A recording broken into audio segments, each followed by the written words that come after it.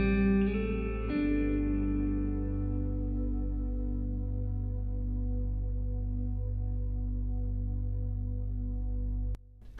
name is Hanna. I am a former college counselor at Catalina High School, and I now serve on the Pima Community College governing board. The folks I work with, many students have been impacted, and it in turn impacts my work at both Pima and working with individual students who want to go to college but now can no longer afford to because we are forced to charge non-resident, non-citizen students out-of-state tuition, where previously, if they qualified for DACA, they were allowed to pay the in-state tuition. The difference between those tuitions is out-of-state is 3 times the amount that the in-state tuition is. So it's prohibitive. It goes from about $3,500 a year for an in-state student at Pima, including their books, to well over $9,000, closer to $10,000 a year for that same student who would have to pay out-of-state tuition. So what I've asked our administration to do is to determine if we can establish a tuition that is less than out-of-state, but would cover the cost of delivering the education. So the state law says that you cannot use any state funds to assist a student who is not officially a U.S. citizen or is classified as a non-resident student. So if you can prove that the tuition you're charging them is covered by what the tuition you're charging them covers the cost of delivering their education, then you're not using any state funds. It's a very tough thing to do. The University of Arizona has come up with 150% tuition for Arizona high school graduates. It's technically on the line in terms of whether it does cover the tuition or not, but they've been able to establish that. So I've asked the Pima administration to try to come up with something similar. The question is our out-of-state tuition still not much more than what it costs to deliver tuition? So would there be a big difference? I don't know. So we're working on it. So I don't believe that the state ruling on in-state tuition for DACA eligible students is going to be overturned, and I'm not aware that there's even a challenge to it at this point. The ruling involved Maricopa Community Colleges. They've not filed an appeal. It doesn't look like they're going to.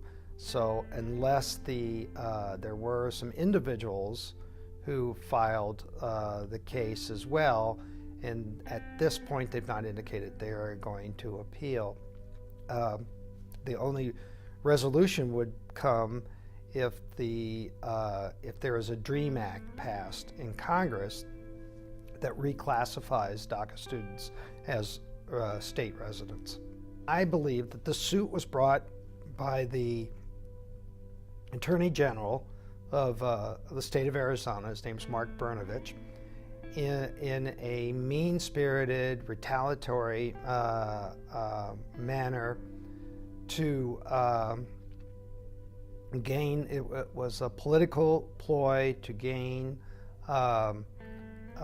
followers to his base, to show that he was fighting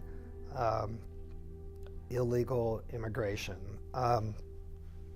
These students are not illegal. First of all, no human being is illegal. They are undocumented residents. They've lived here. For most of the students I've worked with, and I've worked with these students for over 10 years, there are students who have barely been out of this country whatsoever. They live here. They're going to be here for the rest of their life. They're going to be part of our economy.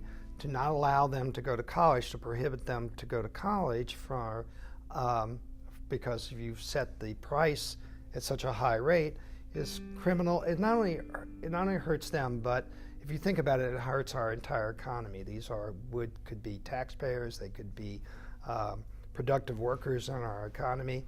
So it just doesn't make sense to price them out of the higher education market.